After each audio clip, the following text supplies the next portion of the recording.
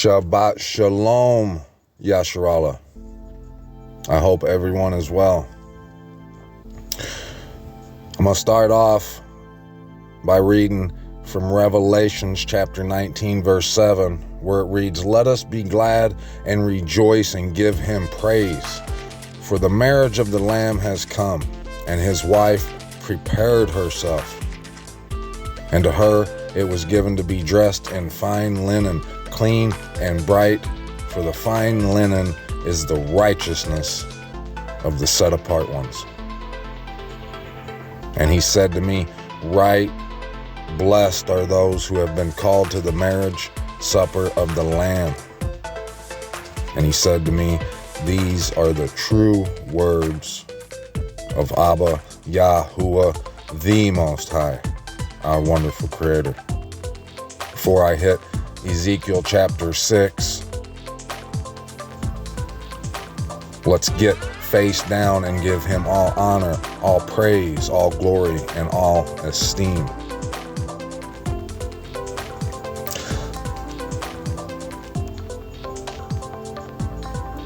Chapter 6 is where we left off.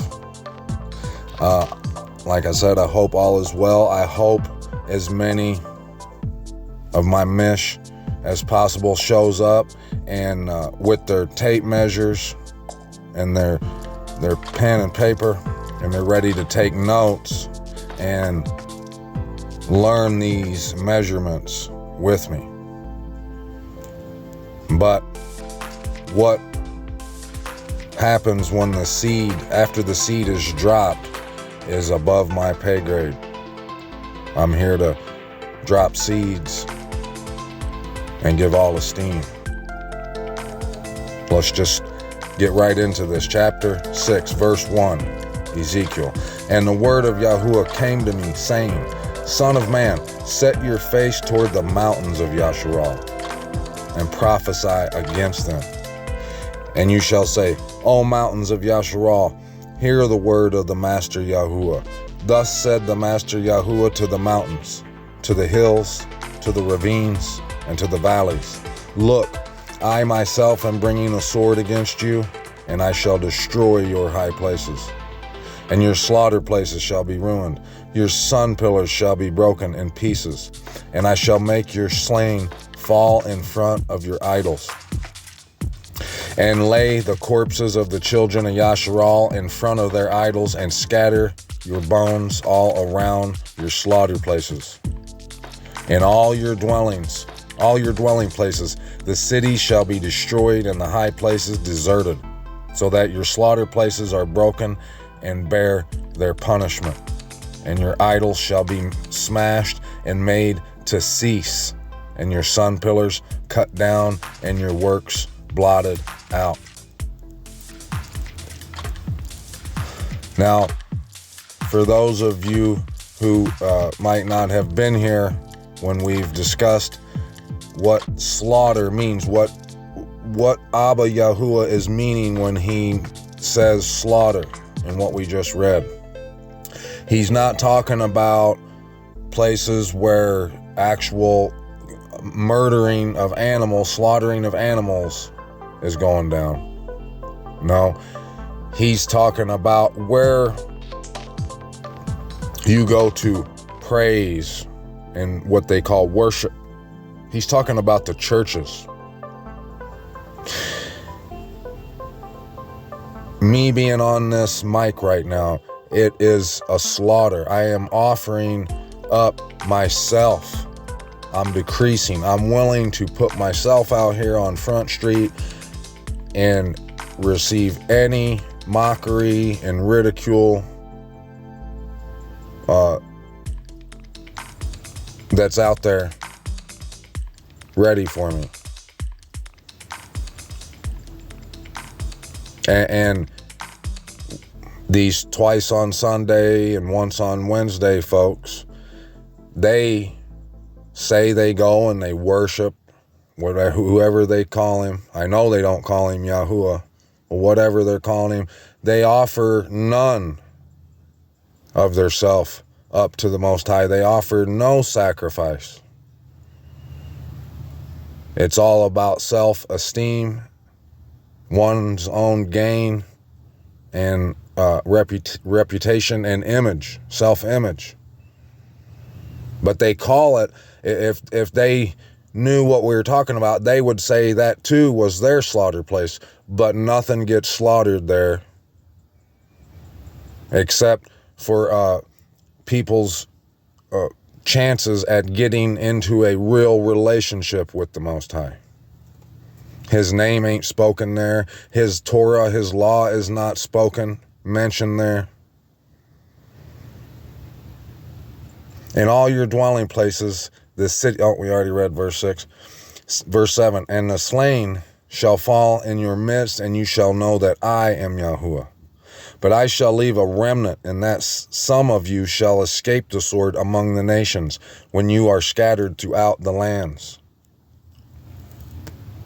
And those of you who escape shall remember me among the nations where they have been taken captive, because I have been broken by their adulterers, by their adulterous heart, which has turned away from me, and by their eyes which hoard after their idols. And they shall loathe themselves for the evils which they have done in all their abominations.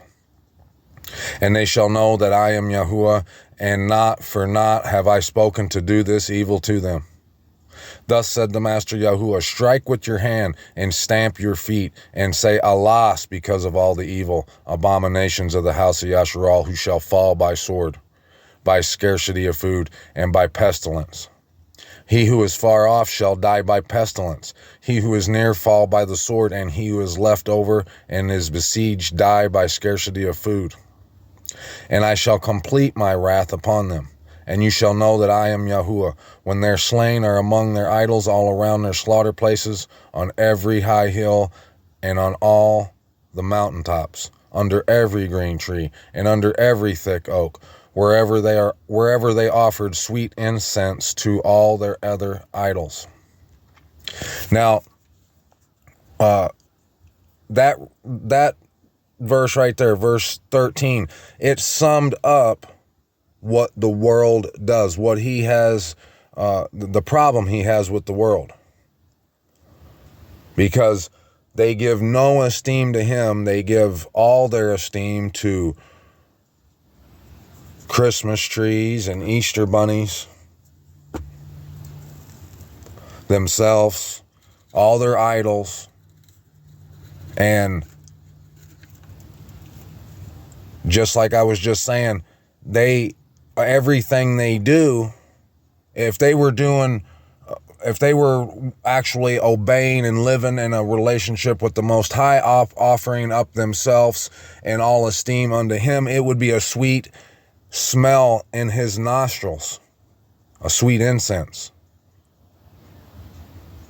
But those who only offer it up to themselves and all that I just mentioned, all that's mentioned in 13, it's like they offer a sweet incense to their idols that don't even exist. Verse 14, and I shall stretch out my hand against them and make the land a wasteland, even more waste than the wilderness toward Diblah, and all their dwelling places, and they shall know that I am Yahuwah. Chapter 7. And the word of Yahuwah came to me, saying, and you, son of man, this is what the Master Yahuwah said to the land of Yasharal. An end. The end has come upon the four corners of the land. Now the end is upon you, and I shall send my displeasure against you, and judge you according to your ways, and repay you for all your abominations. And my eyes shall not pardon you, nor would I spare, for I repay your ways while your abominations are in your midst, and you shall know that I am Yahuwah. Thus said the Master Yahuwah, a calamity, and only calamity. Look, it has come. An end has come. The end has come. It has awakened against you. Look, it has come. The turn has come to you, O inhabitants of the land. The time has come. A day of uproar is near, and not of rejoicing in the mountains. Soon I shall pour out my wrath, and shall complete my displeasure upon you, and judge you according to your ways, and repay you for all your abominations. And my eyes shall not pardon, nor would I spare. I give you according to your ways, while your abominations are in your midst.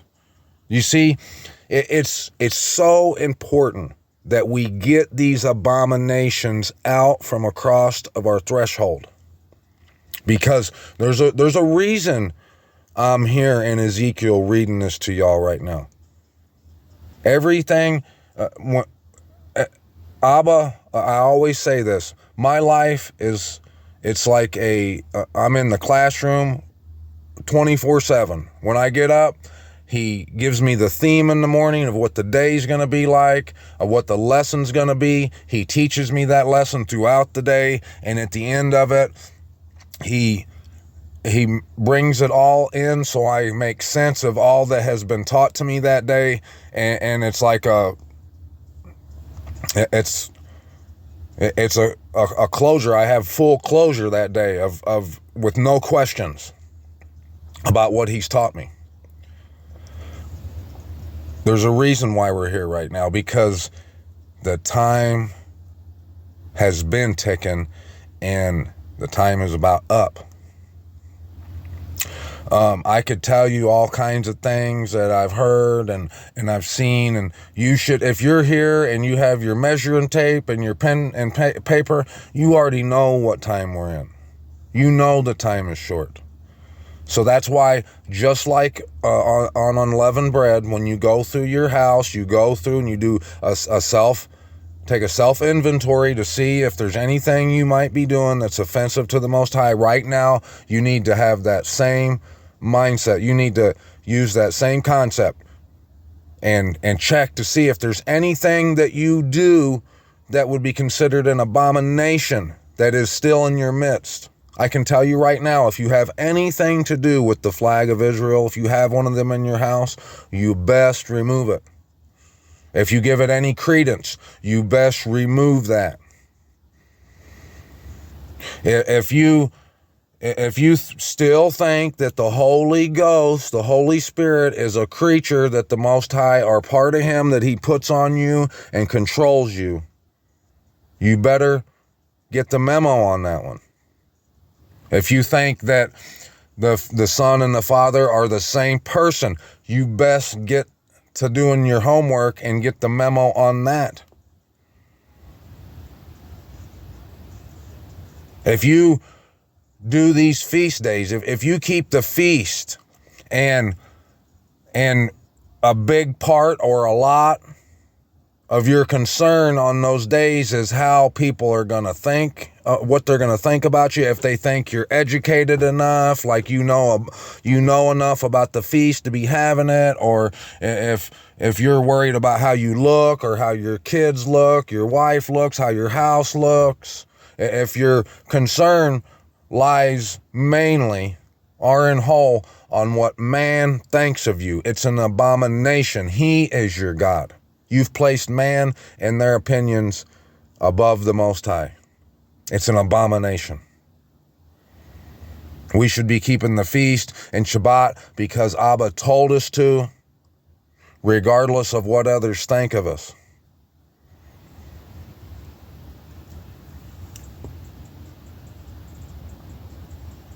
Verse 10, see the day, see it has come, the turn has come, the rod has blossomed, pride has budded. The violence has grown into a rod of wrongdoing. There is none of them, and none of its crowd, and none of their riches, and none eminent among them. The time has come, and the day has arrived. Let not the buyer rejoice, nor the seller mourn, for wrath is on all its crowd. For the seller shall not return to what has been sold, though they are still alive, for the vision is for all its crowd. It shall not turn back, and in the crookedness of his life a man shall not strengthen himself. They have blown the trumpet, and all is prepared, but no one goes to battle, for my wrath is on all its crowd.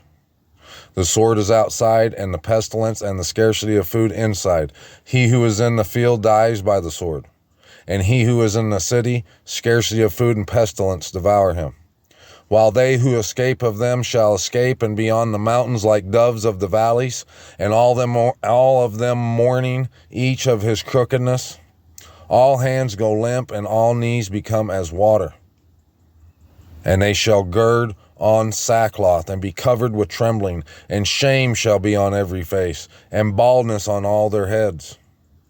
They throw their silver into the street, and their gold becomes as filth. There you go. If you still, if money, and look, you can try and act like it's not. You can act like money don't drive you, and it doesn't play the key role in all your decisions. You can tell me that if you want, but the truth, you know the truth. And you might not know how deep it goes, but that's why I say you need to take a self inventory to see. Because I know a lot, I see it a lot of times when people choose anything or anyone over Abba, it's because they're afraid of what they'll lose financially, or what, they don't want to miss out. They don't want to be seen as this. They wouldn't go to their assembly dressed in work clothes on Shabbat morning and driving all hoopty up to the building. They won't. They wouldn't do it. They'd be so embarrassed of what people would think. But they'll drag their abominations all around with them and not give a damn about what Abba Yahuwah thinks.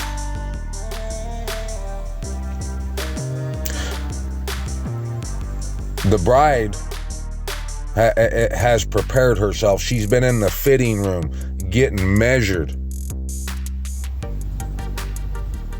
while a lot of people have been out in the hallway just cutting it up, acting a fool out there when the clock's been ticking and time is about out. They throw their silver into the street, and their gold becomes as filth. Their silver and their gold is unable to deliver them in the day of the wrath of Yahuwah. They do not satisfy their appetite, nor fill their stomachs, because it has been their stumbling block of crookedness. And the splendor of his ornaments, he set it in excellency, but they made from it the images of their abominations and their disgusting matters. Therefore I shall make it like filth to them, and I shall give it for a prey into the hands of strangers, and into the wrong of the earth for a spoil, and they shall profane it. And I shall turn my face from them, and they shall profane my secret place. For destroyers shall enter it and profane it. Make a chain, for the land has been filled with crimes of blood, and the city has been filled with violence. And I shall bring the evil ones of the nations, and they shall possess their houses. And I shall cause the pride of the strong to cease, and their set-apart places shall be profaned. Destruction shall come, and they shall seek peace, but there is none. Calamity upon calamity shall come, and report shall be upon report, and they shall seek a vision from a prophet, but the teaching has perished from the priest, and counsel from the elders. Let the sovereign mourn, and let the prince put on despair, and let the hands of the common people tremble. And I shall deal with them according to their way, and judge them with their own right rulings. And they shall know that I am Yahuwah. Now I'm gonna stop here on chapter 8. I'm gonna read chapter 8 and let us digest that. But what you should already see what's going on. You should already see what's going on here in Ezekiel, what we've read so far. It's all about cleaning up your threshold. He's talking to the house of Yasharallah. And he's saying that you still have abominations within your midst, and that the time of his wrath has come. So what you need to see, what you need to understand is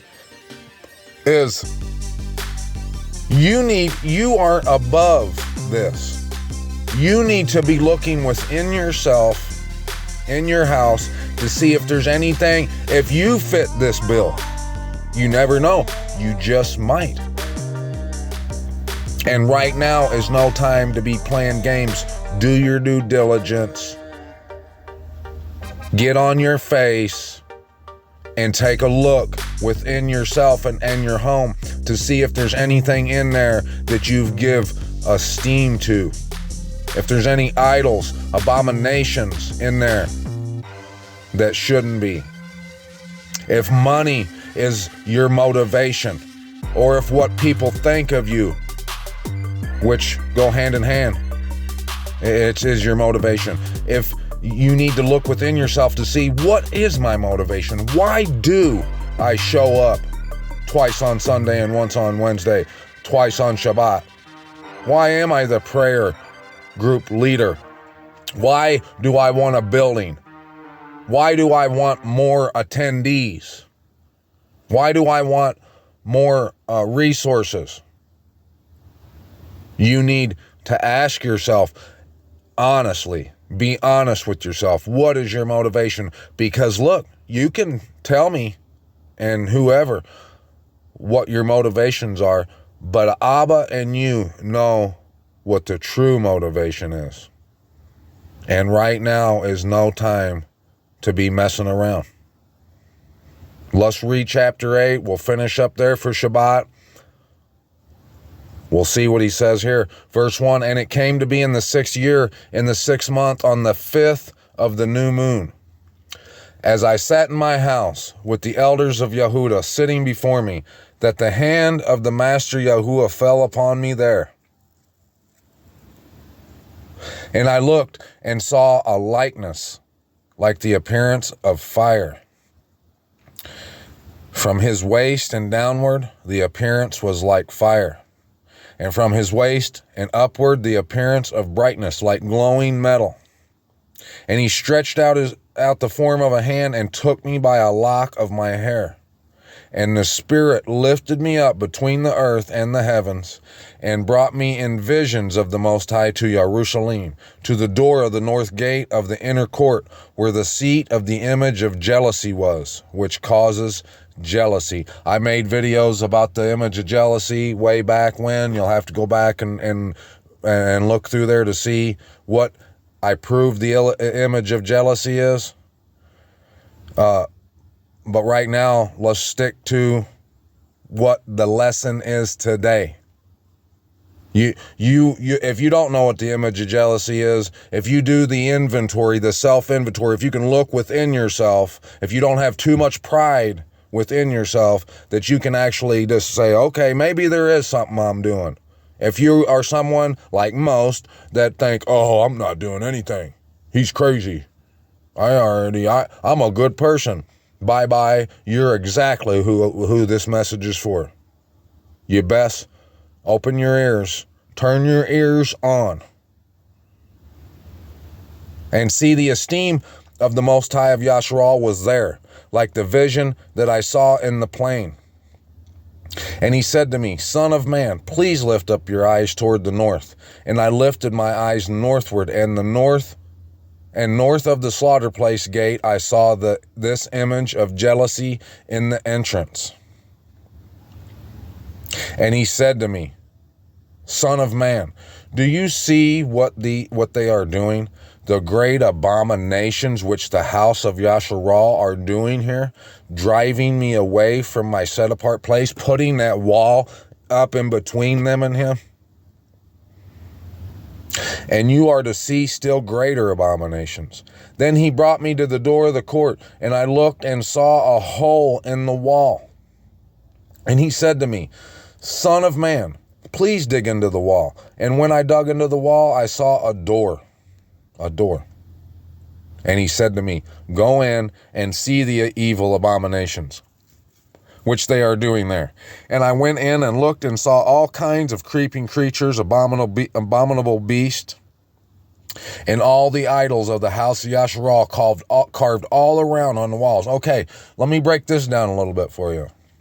I was just talking about how people believe the Holy Spirit is this spirit that, like those frogs in Revelation, it just leaps onto you, and now you're on fire.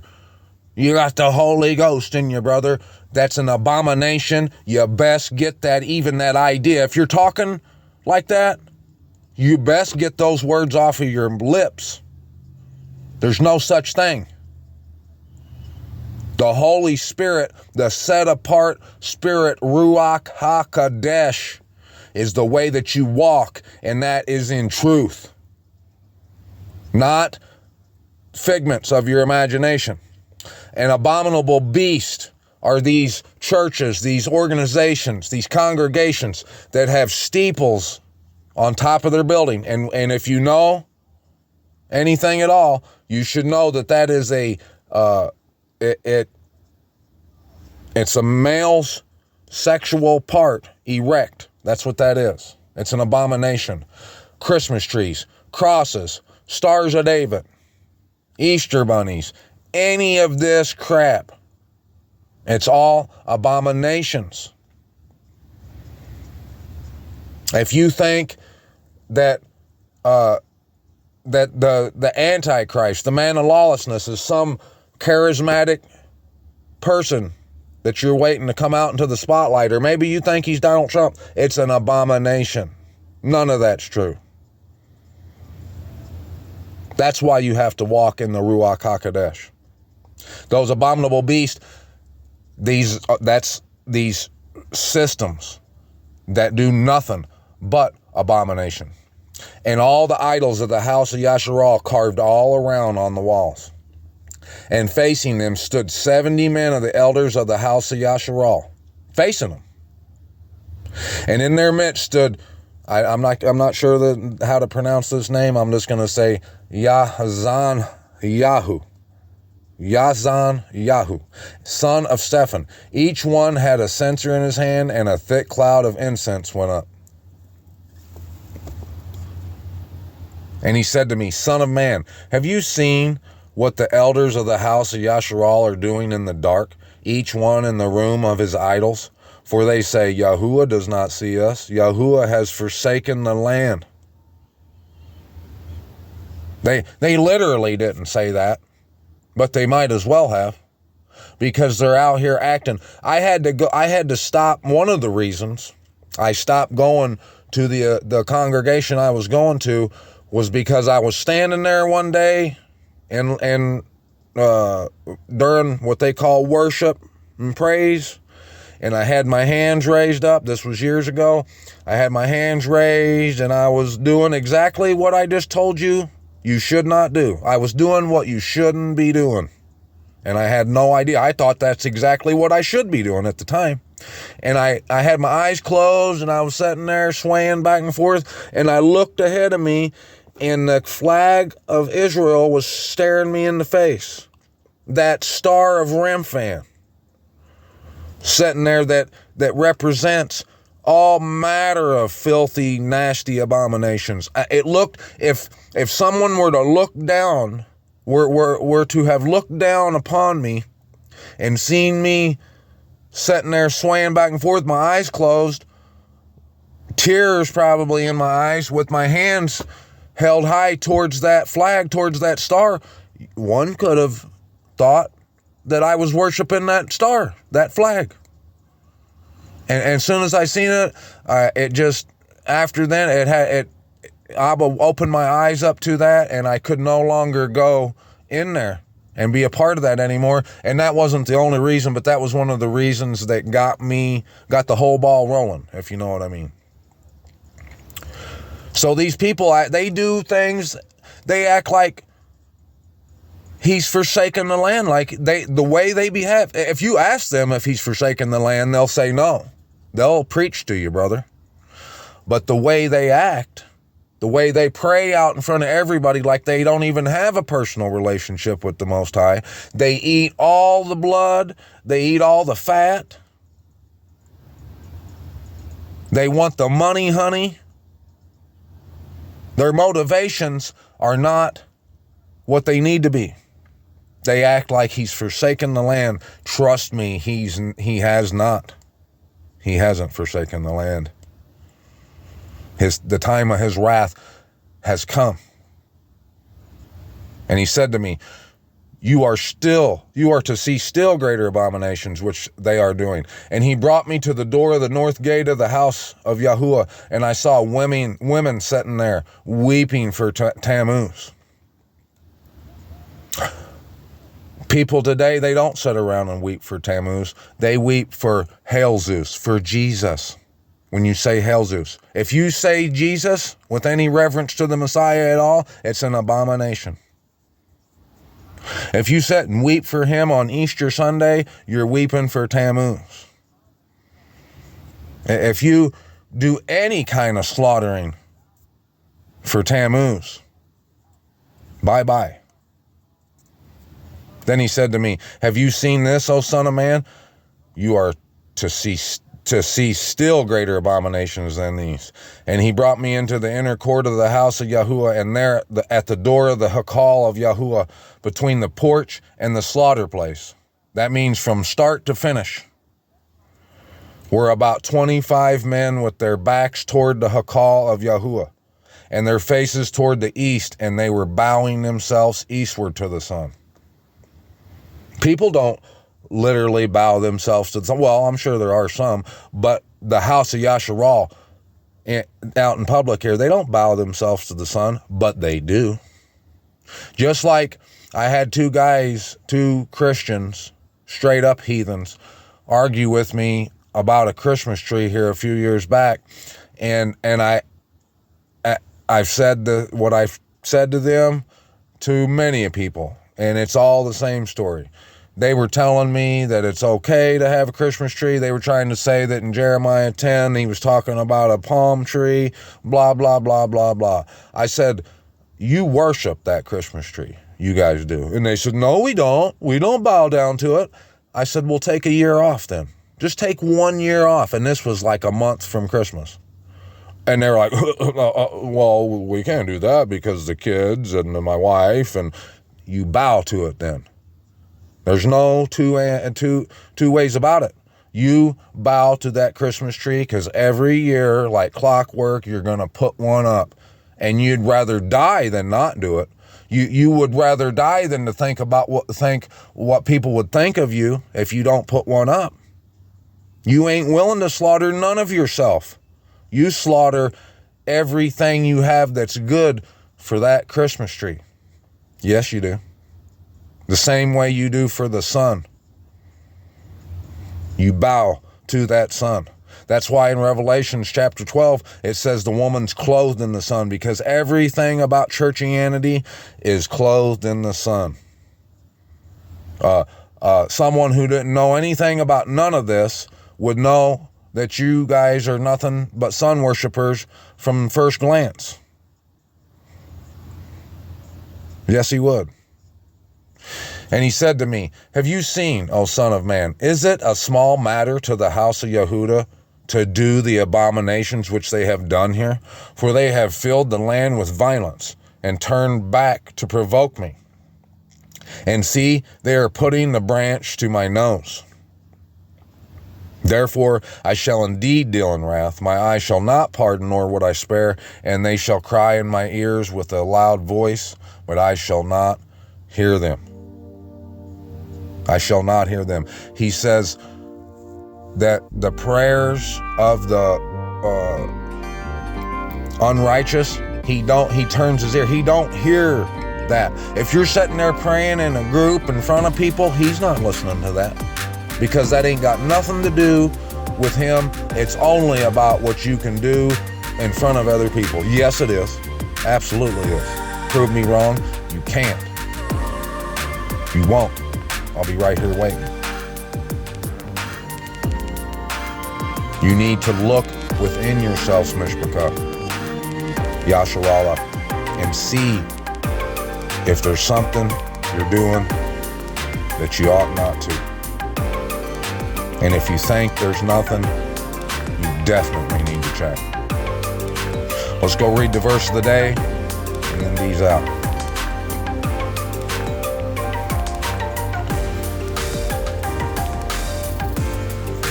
There we go. Luke chapter 9, verse 23 to 24. And he said to them all, If anyone wishes to come after me, let him deny himself. See, is it any wonder? Is it any coinkydink to you guys how this works? And take up his stake daily and follow me. For whoever wishes to save his life shall lose it, but whoever loses his life for my sake shall save it.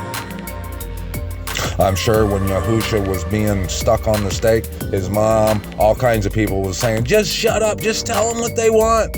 Just stop, and you'll live. You're gonna die, Yahusha. They're gonna kill you. Is that what you're thinking in the back of your mind when you go to put that Christmas tree up?